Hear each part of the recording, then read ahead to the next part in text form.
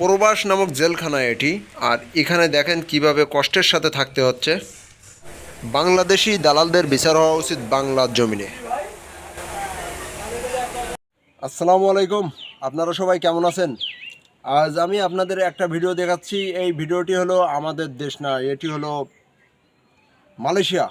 আর এই মালয়েশিয়াতে যে সকল শ্রমিক যায় এবং বিশ্বের বিভিন্ন দেশে আমাদের বাংলাদেশ থেকে শ্রমিক যায়, তো এই সকল দেশের ভিতরে যখন আমাদের বাংলাদেশ থেকে শ্রমিক যায় তখন কি পরিমাণ কষ্টে থাকে তার কিছু চিত্র আপনারা দেখেন। এখান থেকে যখন যায় সকল দালাল চক্র বলে যে প্রচুর পরিমাণ বেতন এবং প্রচুর পরিমাণ ইনকাম করা যাবে, আর হচ্ছে সুখে শান্তিতে থাকতে পারবেন। এসির ভিতরে কাজ, কারো কারো হচ্ছে কনস্ট্রাকশনের বিভিন্ন রকমের কাজ থাকে। এই সকল কথা, বিভিন্ন রকমের কথা বলার পরে তারপরে দালাল চক্র কিন্তু একটা মানুষকে ঠিক করে যে যে আমি আপনাকে বিদেশের মাটিতে নিয়ে এইভাবে রাখবো, এই করবো। যখন বাংলাদেশ থেকে যায় তারপরে কিন্তু ভিন্ন চরিত্র দেখতে পায়। তার বাস্তব চিত্র দেখুন যে এখানে ঘরের ভিতরে বহুত মানুষ কিন্তু শুয়ে আছে, আর কিছু কিছু মানুষ বসেও আছে। আর এদের কিন্তু কাজ নেই বিগত 3 মাস, 2 মাস, কারোর 4 মাস, এমনই অবস্থা। কোনো কোনো ব্যক্তি দেশের থেকে টাকা নিয়ে ওখানে তার জীবন ধারণ করতে হচ্ছে, খাওয়া দাওয়া করতে হচ্ছে। আর যেখানে স্বপ্ন ছিল যে বাংলাদেশে থেকে যখন যাবে তখন যাওয়ার পরে 1 মাস পর থেকে কিন্তু টাকা পাবে, এই কথা ছিল। আর আজ 3 মাস 4 মাস যাদের হয়েই গেছে তারা কিন্তু এখনও পর্যন্ত বাংলাদেশ থেকে উল্টোভাবে টাকা নিয়ে যেতে হচ্ছে।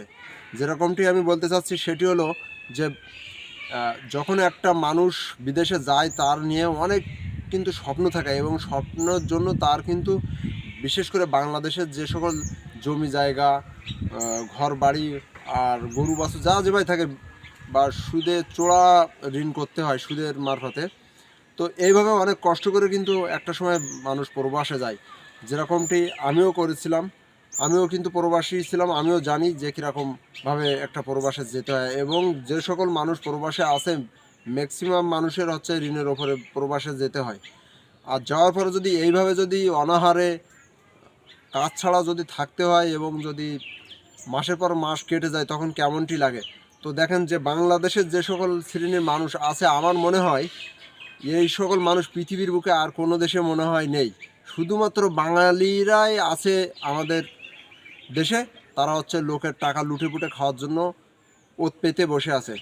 আপনারা দেখেন Nepal, India, Pakistan, Myanmar, Vietnam, Philippines, Thailand, যে সকল দেশের মানুষ আমাদের বিশেষ করে আমাদের এশিয়া মহাদেশের ভিতরে কাজ করে, তাদের ভিতরেও কিন্তু একটা সুন্দর একটা ডিসিপ্লিন আছে।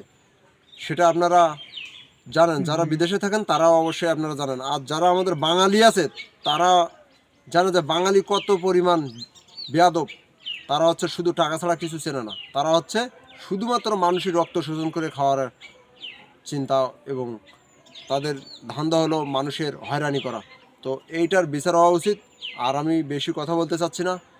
এতক্ষণ সাথে থাকার জন্য সকলকে অসংখ্য ধন্যবাদ। সবাই সুখে থাকেন, শান্তিতে থাকেন। আল্লাহ হাফেজ।